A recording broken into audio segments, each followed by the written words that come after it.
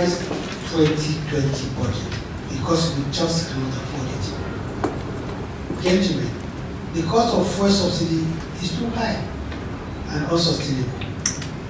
From 2006 to 2019, fuel subsidy gulped 10.413 trillion naira. That is an average of 743 billion naira per annum. According to the figures provided by the NNPC, the breakdown of the 14-year subsidy as follows. In 2006, it was 257 billion. 2007, it was 272 billion. In 2008, it was 631 billion. In 2009, it was 469 billion. 2010, 667 billion. 2011, 2.10 trillion. 2012, 1.35 trillion.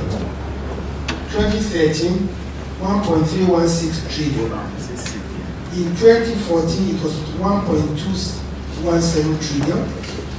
In 2015, it was 654 billion. I don't have figures for 2016. 2017, it was 144.3 billion. In 2018, it was 730 billion naira. And in 2019, it was 595 billion naira. The federal government is not unmindful of the pains associated with higher fuel prices at this time. That is why we will continue to seek ways to cushion the pains, especially for the most vulnerable Nigerians. The government is providing cheaper and more efficient fuel in form of autogas. Also, government through the PPRA will ensure that marketers do not exploit citizens through arbitrary fuel electricity tariff.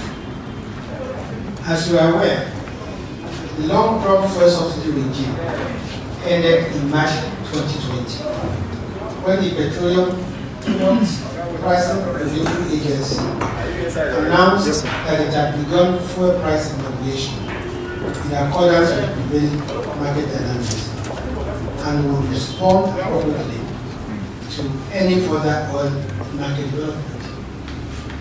Recall that the price of fuel then dropped from 145 to 125 naira per litre, and then to between 121 naira 50 kobo and 123 naira 50 kobo per litre in May.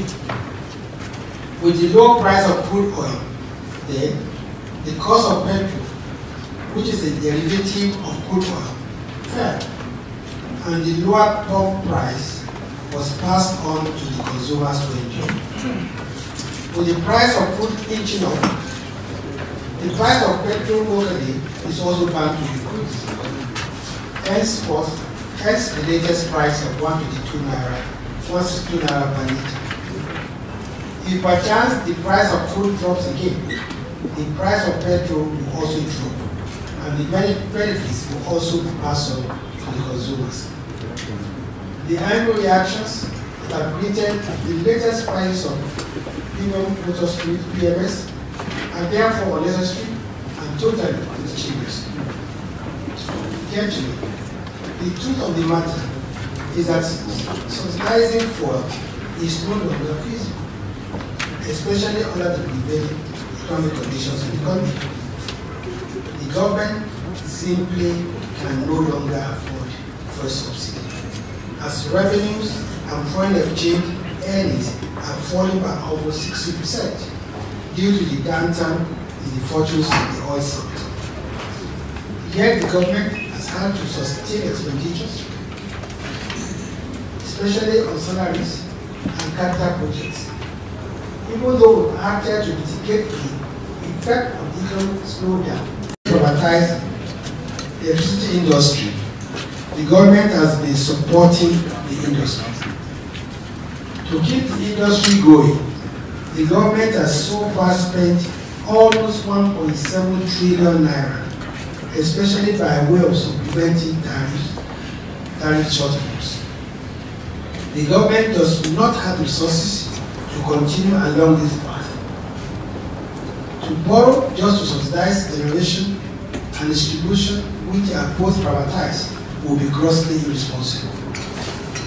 But in order to protect the large majority of Nigerians who cannot afford to pay cost-effective tariffs from increases, the industry regulator, NERC, has approved that tariff adjustments are to be made, but only on the basis of guaranteed improvement in service.